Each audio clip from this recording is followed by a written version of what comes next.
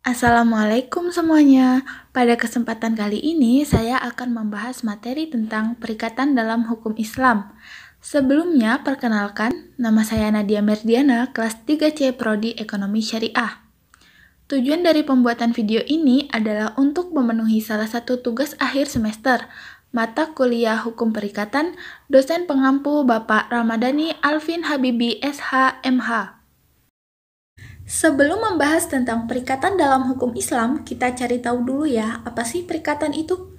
Perikatan secara etimologi berasal dari bahasa Belanda, verbintenis. Istilah perikatan lebih umum digunakan di Indonesia.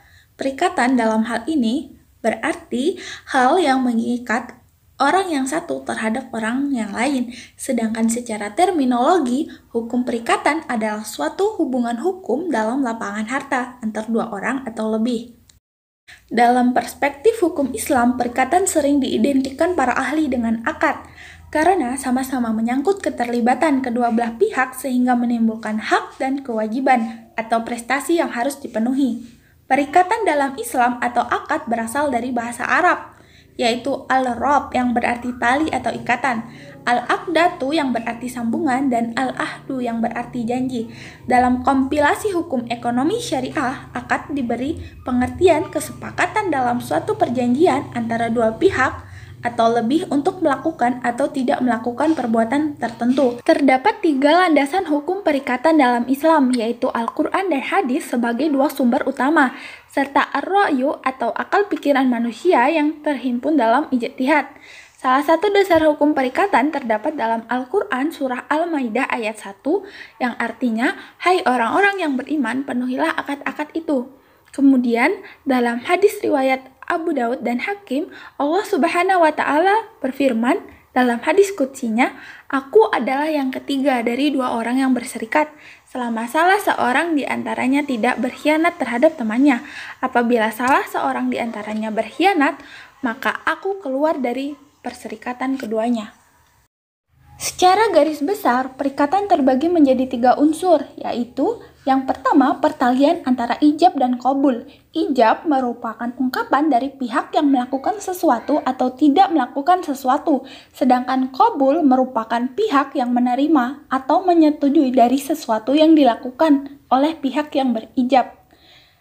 Yang kedua, dibenarkan oleh syara. Perikatan, perjanjian, atau akad tidak bertentangan dengan Al-Quran dan Sunnah Nabi. Yang ketiga, mempunyai akibat hukum terhadap objeknya. Besar kecilnya akibat hukum bergantung dari seberapa besar tindakan hukum seseorang, terutama dalam perikatan. Secara garis besar, perikatan dalam Islam terbagi ke dalam 4 macam, yaitu yang pertama perikatan utang, kedua perikatan benda, ketiga perikatan kerja, dan yang keempat perikatan jaminan. Perikatan utang merupakan perikatan yang terjadi ketika seseorang memiliki zimah atau tanggungan terhadap orang lain, baik berupa uang atau barang. Sumber perikatan utang ada 4, yaitu yang pertama akad, yang kedua kehendak sepihak yang objeknya sejumlah uang atau benda, ketiga perbuatan melawan hukum, dan yang keempat pembayaran tanpa sebab. Perikatan benda merupakan perikatan untuk menyerahkan sesuatu benda tertentu. Sumber perikatan ini adalah akad, misalnya akad jual beli, akad sewa menyewa, dan lain sebagainya. Perikatan kerja adalah hubungan hukum antar dua pelaku akad untuk melakukan sesuatu. Sumbernya adalah akad istisna dan ijarah. Perikatan jaminan merupakan suatu perikatan yang objeknya menanggung suatu perikatan. Misalnya pihak A bersedia menanggung utang yang dimiliki pihak B kepada bank sebagai pihak ketiga atau pihak C. Sumber dari perikatan ini adalah akad kafalah. Selanjutnya, saya akan menjelaskan mengenai perbedaan konsep perikatan Barat dan Islam. Berdasarkan landasan filosofis, hukum perikatan Islam yaitu transendental, adanya nilai agama dan berasal dari ketentuan Allah. Sedangkan hukum perikatan Barat sebaliknya, sekuler, tidak ada nilai agama. Ruang lingkup hukum perikatan Islam yaitu hubungan bidimensional. Secara vertikal, manusia dengan Allah, dan secara horizontal, manusia dengan manusia, manusia dengan benda, serta manusia dengan lingkungan. Sedangkan hukum perikatan konvensional, ruang lingkupnya hanya hubungan manusia dengan manusia. Jika dilihat dari proses terbentuknya, hukum perikatan Islam yaitu adanya pengertian al-ahdu atau perjanjian dan al-akhdu atau peringkatan. Dalam Al-Quran surah Ali Imran ayat 76 dan Al-Quran surah Al-Maidah ayat 1. Sedangkan dalam proses terbentuknya hukum perikatan konvensional yaitu dengan adanya pengertian perjanjian dan perikatan pada pasal 1313 dan 1233 KUH Perdata. Hukum perikatan Islam sah jika halal, sepakat, cakap, tanpa paksaan, ijab dan qabul. Sedangkan dalam hukum perikatan konvensional sah karena sepakat, cakap, hal tertentu, halal. Sumber hukum perikatan Islam yaitu sikap tindak yang didasarkan syariat dan persetujuan yang didasarkan pada syariat. Sedangkan hukum perjanjian konvensional berasal dari persetujuan undang-undang. Terdapat perbedaan yang mendasar antara perikatan umum yang telah ditetapkan oleh undang-undang dengan perikatan dalam hukum Islam. Perikatan dalam Islam sangat memperhatikan objek akadnya, tidak memakai sistem bunga. Lalu, bagaimana kekuatan dan dasar hukum dari sebuah perjanjian sepihak?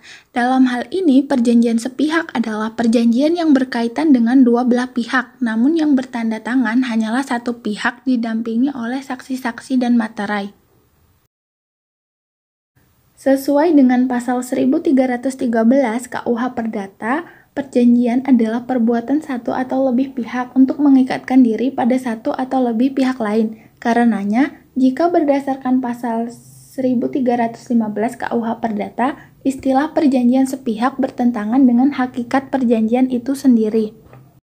Namun, berdasarkan pasal 1316 KUH Perdata memuat pengecualian, yaitu jika satu pihak saja yang mengikatkan diri untuk menanggung atau menjamin pihak kedua bahwa seorang pihak ketiga akan berbuat sesuatu.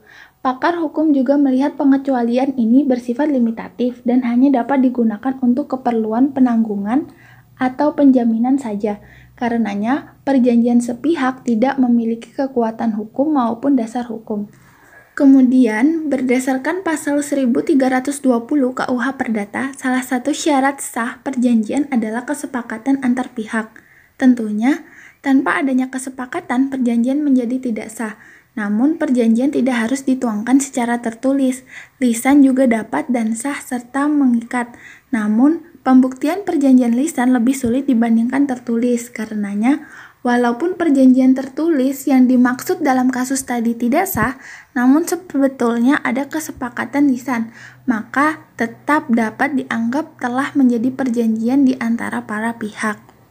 Sekian dulu ya video pembelajarannya, semoga dapat bermanfaat.